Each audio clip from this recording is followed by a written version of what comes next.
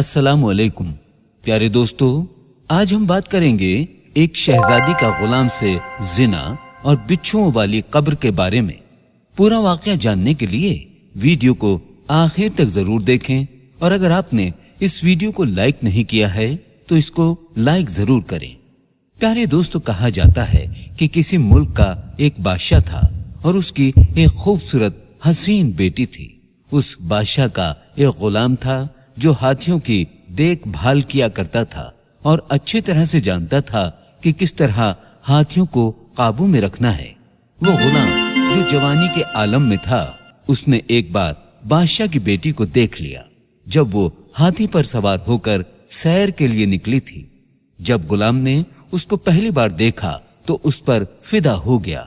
वो जब भी टहलने के लिए निकलती तो वो गुलाम उसको ताकता रहता और चाहता कि उससे बात करे, किसी तरह से ये मेरी हो जाए। ये उसकी दिली तमन्ना हो गई थी।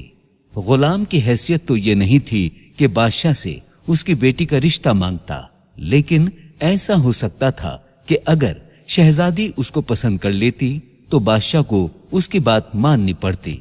दोस्तों, वो लड़का था तो गुलाम, लेकिन वो जवान था और बहुत ही ज्यादा हट्टा कट्टा था।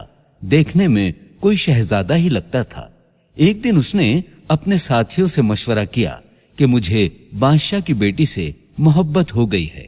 शहजादी को जब से देखा है मैं तो उसका दीवाना हो गया हूँ। एक पल के लिए भी चैन नहीं आता। बस चाहता हूँ कि किसी तरह से शहजादी को हासिल कर लूं।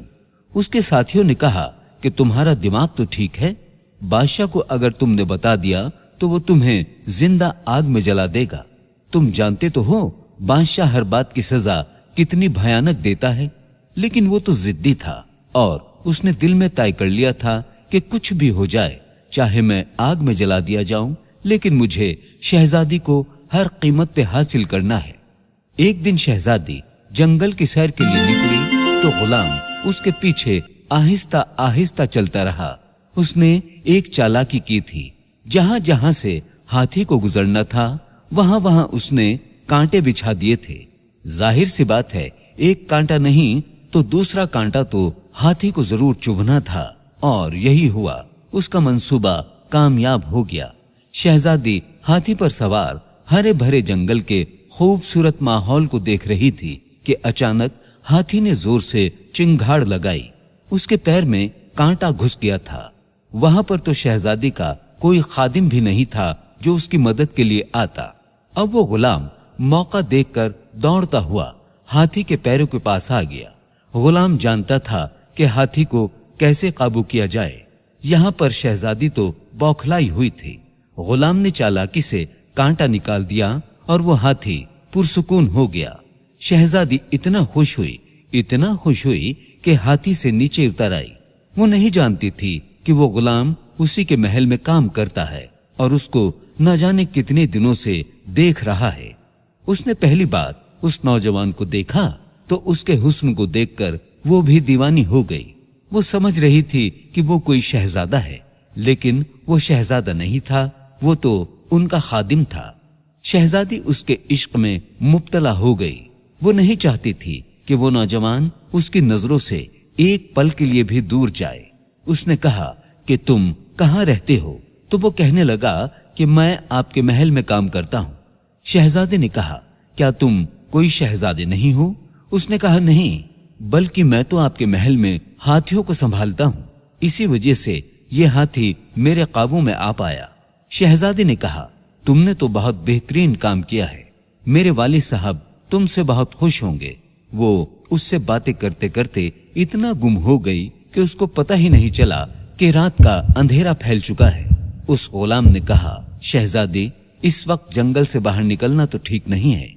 अगर आप बुरा न माने तो आज की रात यही जंगल में गुजार ले। मैं किसी से नहीं डरता और मेरे होते हुए कोई भी दरिंदा आपको नुकसान नहीं पहुंचा सकता।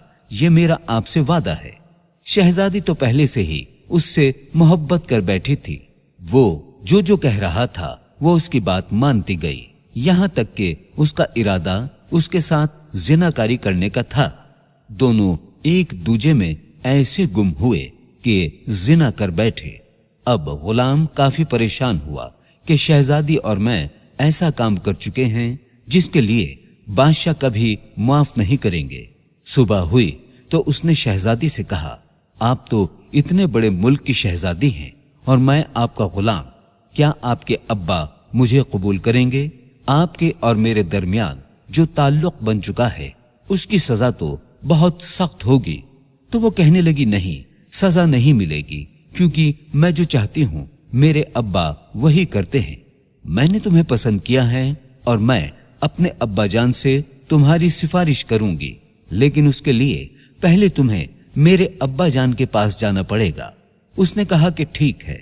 इसी परेशानी के आलम में दोनों यही फैसला कर चुके थे कि परेशान होने से अच्छा है कि बादशाह की खिदमत में जाकर दरख्वास्त की जाए, फिर अपनी किस्मत के आग में जलना नसीब हो या फिर बादशाह की बेटी नसीब हो। शहजादी ने कहा, मैं शादी तो सिर्फ तुमसे ही करूंगी, इसलिए तुम मेरे बाबा से मिलो। वो गुलाम उसको लेकर महल आ गया और बादशाह की खिदमत में हाजिर हुआ। बादशाह ने उसके आने की वजह पूछी तो गुलाम ने उसको सारा किस्सा सुना दिया और बोला, कल रात आपकी बेटी मेरे साथ जंगल में थी।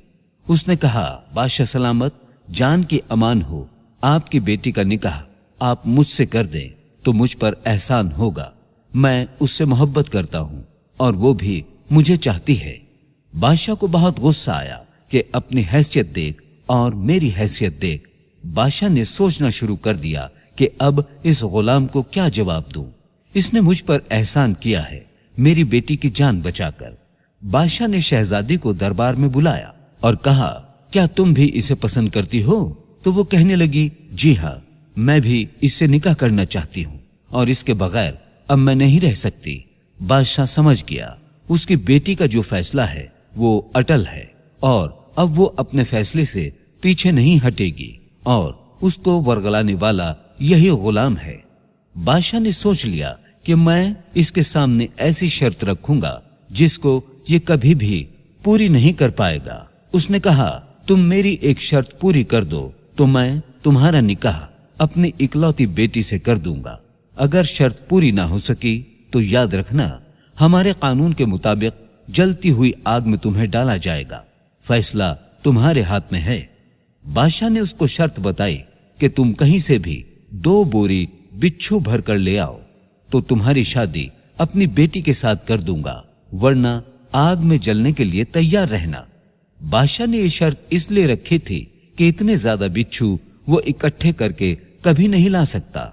उसने कहा कि जाओ और शर्त पूरी करो। परेशानी के आलम में वो नौजवान अपने घर आ गया। जब उसके बाप ने उस पर नजर डाली तो कहने लगा, बेटा तुम बहुत परेशान हो। उसने कहा, बाबा मुझसे बहुत बड़ी गलती हो गई है। इस मुल्क की शहजादी से मोहब्बत कर बैठा हूँ।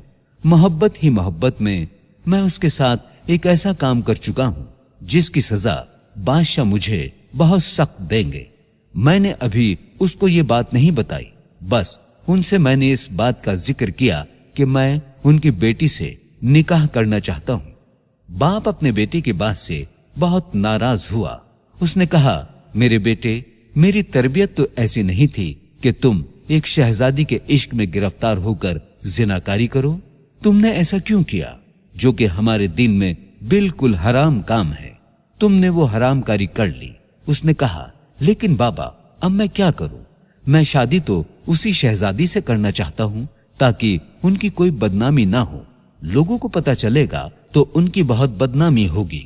आप मुझे बताइए कि मैं इतने बिच्छू कहां से जमा करूंगा? क्या आप मुझे कोई ऐसी जगह बता सकते हैं? बाप ने कहा, अभी तो तुम काम पर जाओ, शाम को मुझसे मिलना तो मैं तुम्हें बिच्छू पकड़ने का तरीका बताऊंगा। वो गुलाम महल में आ गया और अपना काम करने लगा। काम से फारिग होकर जब वो वापस घर में आया तो उसका बाप उसका मुंतजिर था। बाप ने कहा, 2 बोरियां लाए हो जिसके लिए बादशाह ने हुक्म दिया है? तो उसने कहा, जी हाँ, बोरियां तो लाया हूं। अब आगे का तरीका आप मुझे बताइए। बाप ने कहा, इस शहर में एक बहुत ही पुराना, तकरीबन 100 साल पुराना कब्रिस्तान है। उस कब्रिस्तान में फला जगह पर एक कब्र है। उस कब्र पर जाना, कब्र से सारी मिट्टी हटाना और एक ईंट निकालकर बोरी का मुंह सुराख पर रख देना। जब एक बोरी भर जाए तो उस बोरी का मुंह मजबूती से बांध देना और दूसरी बोरी को भी इसी तरह तुम भर लेना। उसके बाद कब्र को अच्छी तरह से बंद कर देना। अगले दिन उस बेटे ने बाप की बात पर अमल किया और उस कब्रिस्तान में पहुंच गया जहां जाकर उसको बहुत ही ज्यादा डर लग रहा था। जिस कब्र के बारे में उसको बताया गया था वो उस कब्र के पास गया और उसने वैसा ही किया जैसा उसको बताया गया था। उसने ईंट हटाई और वहां बोरी का मुंह रख दिया। उसे ऐसा लग रहा था कि अंदर बेशुमार बिच्छू हैं जो बोरी के अंदर आते जा रहे हैं, आते ही जा रहे हैं, यहां तक कि बोरी भर गई। उसने फौरन उसका मुंह रस्सी से बांध दिया और दूसरी बोरी ली और उसका मुंह कब्र से लगा दिया। वो भी बिच्छुओं से भर गई। उसको यकीन नहीं आ रहा था कि इस पूरे शहर में इतने बिच्छू मौजूद नहीं हैं, लेकिन इस कब्र में बिच्छू ही बिच्छू हैं।